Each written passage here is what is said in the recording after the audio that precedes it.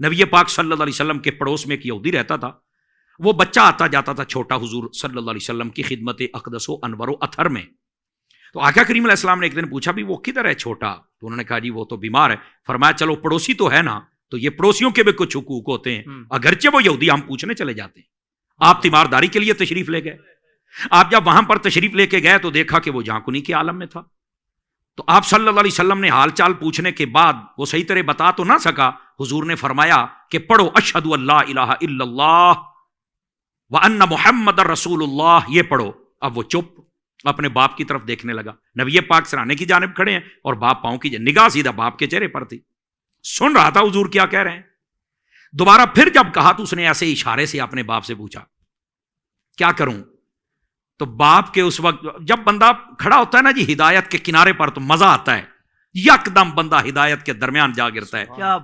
تو اس نے کہا ساری زندگی بیٹا میرے مانتے رہے ہو، اتنے پیار سے کہہ رہے ہیں، اتنے اخلاق سے کہہ رہے ہیں، آج ان کی مان کے دیکھ لو. اس نے کلمہ پڑھا، اسی وقت اس کا انتقال ہو گیا. آقا کریم صلی اللہ علیہ وسلم نے فرمایا اللہ کا شکر ہے جس نے میرے صدقے میں اس کو جنت عطا فرما دی اور جہنم سے بچا لیا. حسن اخلاق کا فائدہ کیا؟ گئے تو تیمارداری کرنے تھے، تو وہ تو اسی سوچ میں تھا مسلمانوں کا نبی میرے گھر آئے گا. سمجھ آ رہی ہے؟ آپ حسن اخلاق کا فائدہ دیکھیں. وہ کافر تھا، کلمہ پڑھ لیا، باقیوں نے بھی پڑھا.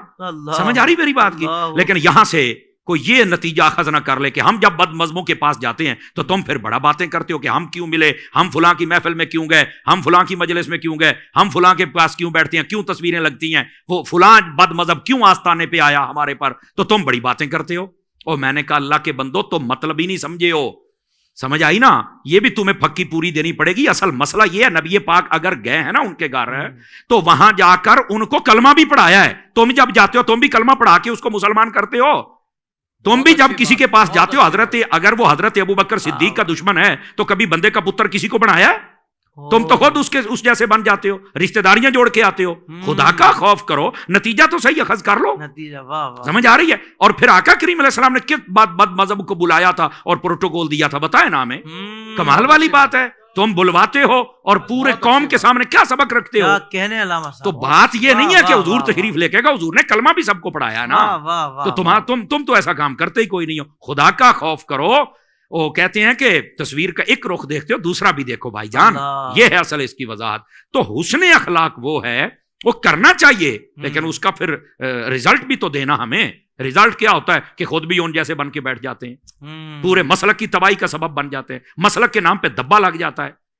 تو ہم بھی کہتے ہیں اس نے اخلاق ہونا چاہیے، پر کمال والی بات ہے اس بندے سے کیا اس نے اخلاق کریں جو بار بار حضرت ابو بکر صدیق، حضرت فاروق اعظم، عثمان غنی، مولا علی، حسنین کریمین، سیدہ پاک، ہمارے تمام صحابہ و اہل بیت ان کے خلاف بات کرے. کیسے اس کے پاس اس نے اخلاق اور پیار کی پینگے چڑھائے؟ ہمیں بھی تو بتائیں نا. تو یا تو جائیں تو ان کو کلمہ پڑھائیں، پتہ بھی چلے، مسئلہ حل ہو جائے. تو حسن اخلاق یہ ایک ایسی چیز ہے، کافر بھی کلمہ پڑھ لیتا ہے. اس پر بہت سارے نظائر ہیں، میں اسی پر اکتفا کرتا ہوں. سبحان اللہ، سبحان اللہ، کیا کہنے ماشاءاللہ علامہ صاحب.